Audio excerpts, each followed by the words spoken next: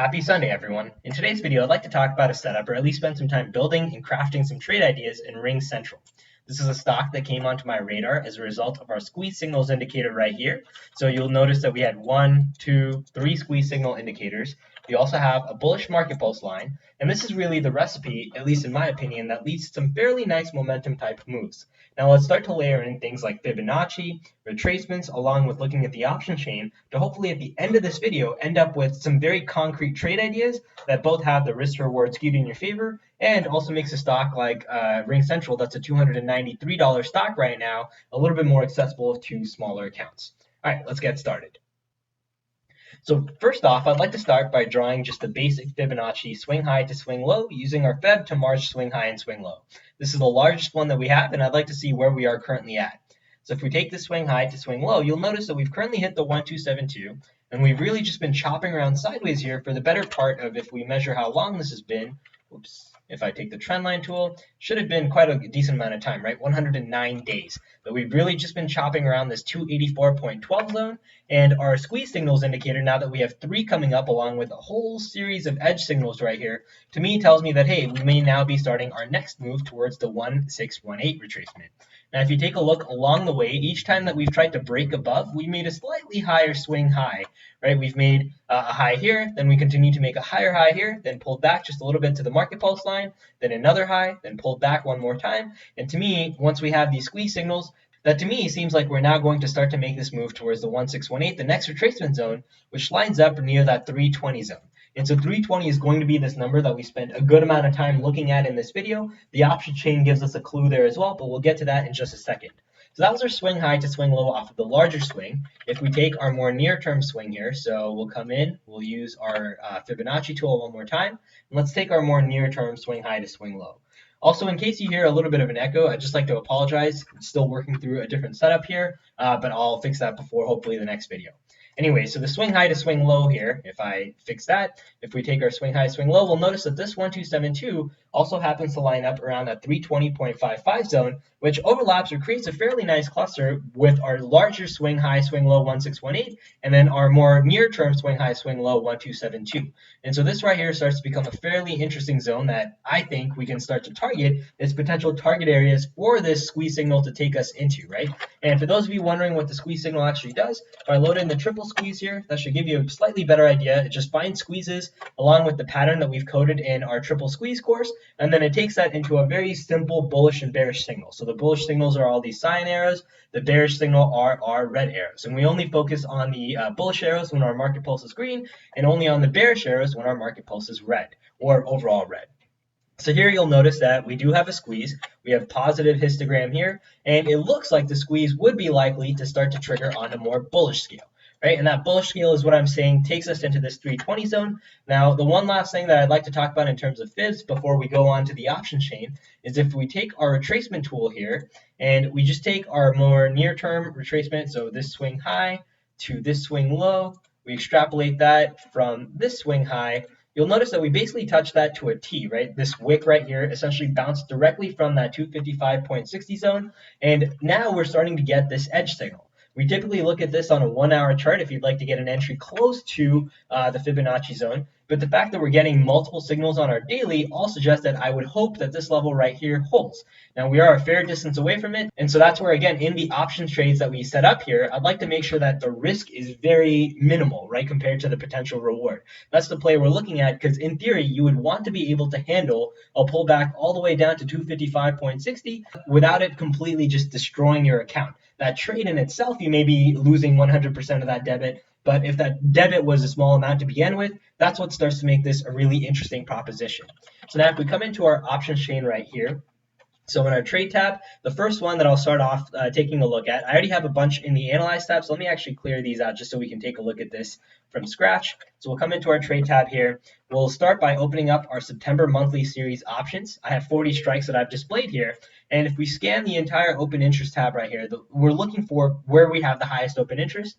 That number is very clearly this 1488, which also happens to overlap with that 320 zone, right? So this is that nice confluence of our technical analysis along with the options chain lining up, where hopefully if we can start to craft some trades around this 320 strike, that would become really interesting.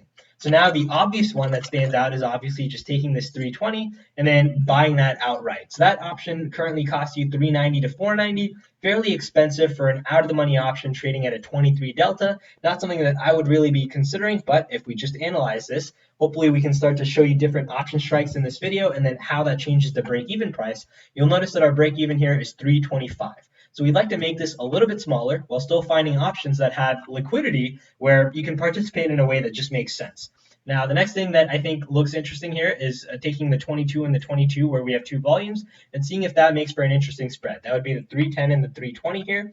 So if we take a look at what that currently goes for, that's currently going for a $2 debit if you can get it at the best potential price, or really more realistically probably closer to that $3 mark, but let's really just assume $3 for this video. You'd have to price this on Monday along with everything else that we do, especially considering that the option chain in Ring Central isn't all that liquid, and same with the volume, right? We're still sub 1 million shares, so keep that in mind. You're not looking to get a 10 lot sort of position here. This is meant to be a much smaller way to just nibble, see if this does pan out and give you a really nice lottery ticket sort of movement where you're just getting rewarded for this time that you've taken, in this case to watch this video, but in my case for having found the setup in the first place, right? So we take a look at that. So that's a $3, let's assume a $3 debit. If I come in, we check to see what the Analyze tab looks like here. I'll uncheck our single call. You'll notice that this then takes our break even down to 313. So our call by itself was 325. By turning this into a spread, a 310, 320 spread, we've not only reduced our cost here down from 490 to, let's assume, $3, where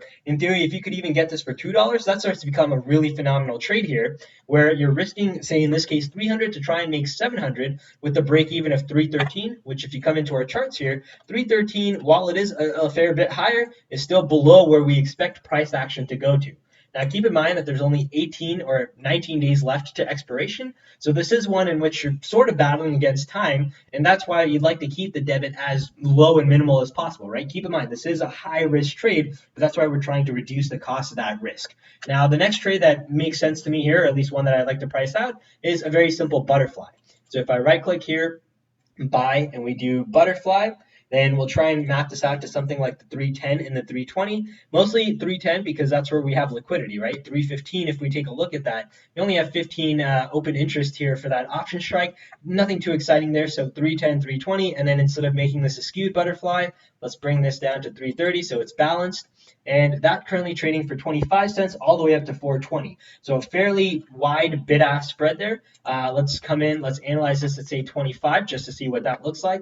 That's where you're risking 25 cents to try and make a grand total of 975 it should be. And that starts to become really interesting. Now, of course, you most likely wouldn't get this for 25 cents. So let's try and map this out to something more, I think, realistic on Monday, maybe something like $1, right? And that's where you'd be risking $1 to try and make 900 if you did get this pin towards the 320. So that, again, starts to become another way that you could try and play this with even lower risk than our vertical debit spread right here, right? With just $1 wide, you'll see that really anywhere in between 311 and 329-ish, you're making money. And so that's a fairly wide zone. 311 to 329-ish, overshoot this just a tad, allows Ring Central to really have some momentum burst moves, and that's if the squeeze starts to fire, then that's where having that little bit of extra room starts to make a little bit more sense, and the butterfly also is a way to keep costs even lower.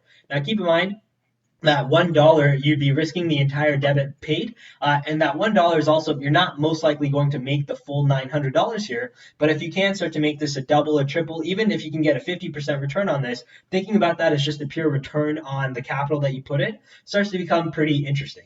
So that's another trade idea there. And then if we come in and we try and see one last trade idea here, mostly because the put side doesn't really have anything interesting, so there's no credit spreads that I'm looking at here. But the one that I also liked was trying to make this a diagonal. That's where if we come in, we buy the 320 here, we come into the option series, say 12 days out, or if you wanted to try and do this 2 different times, you could even come into the 5 days out series, and we try and sell the same 320 against it. In this case, not really too wide, right? So let's come into the 12 days. I think that would be a little bit more interesting. So the 12 days here, you can try and collect up to 290 if you could get exactly what the ask is, which most likely you're not going to get. So let's just price this out how Thinkorswim currently gives it to us.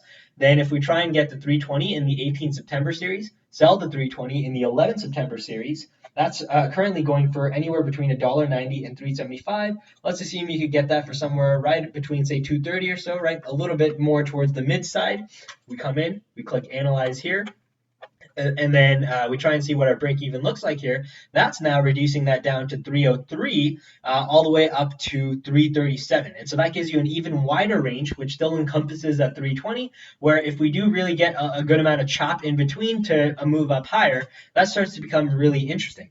Now, this debit obviously is a little bit more than the butterfly, but you also notice that it doesn't take as much for this to give you some sort of money, right? If you take a look at this pink line here, which represents on 830, and of course, this isn't a perfect science. This is just using the Thinkorswim modeling tools. And again, you don't want to place too much weight on this where you think that this is sort of your definitive price or the P&L that you will get, but it helps to give you just a general idea of what you can gradually expect. And if we map this out just in terms of days, with keeping volatility as completely stagnant here, if you go from 830, we just keep increasing this, you'll notice that slowly and slowly this pink line keeps increasing more, where by say 9.3, if you did make a move to 320, then that's a return of what, right around 102 on this 230 investment. And if we checked what the butterfly is in that same spot with that $1 debit, you'll notice that that's still a negative, right? A negative 38 using just the pure modeling tools. It's only as you get closer and closer to expiration with the butterfly that this pink line gradually starts to increase, where it starts to make a whole lot of sense, right? On 918, that's where you get that sort of pin. And so these are just some different trade ideas. You may try to put on one, you may try to put on both, you may try to spread these out, you may try to even just go to a whole different expiration cycle if 18 days or 19 days out, is a little too close. But the entire idea in Ring Central is to see if the squeeze can fire long and take us to that 320 zone. And if we can use that sort of information around this 320 area to try and get something that's more out of the money, in which you still skewed the risk reward in your favor and have the probability stacked a little bit more compared to what the options chain dictates for the 320, which currently is what, at a 323 delta, right? That's where you'd be trying to improve the probabilities associated with the 23 delta option there by making it a multi-legged option, by using the other technical analysis tools, and trying to really just be smart about it. So hopefully this video helps to give you a few different ideas on ways to participate in just one stock, which is Ring Central, and see if you can play a move into that 320 zone, again, risking 100% of the debit paid. I want to make sure that that's emphasized. This is a more higher risk play, but you're also looking for a higher reward for having taken that higher risk.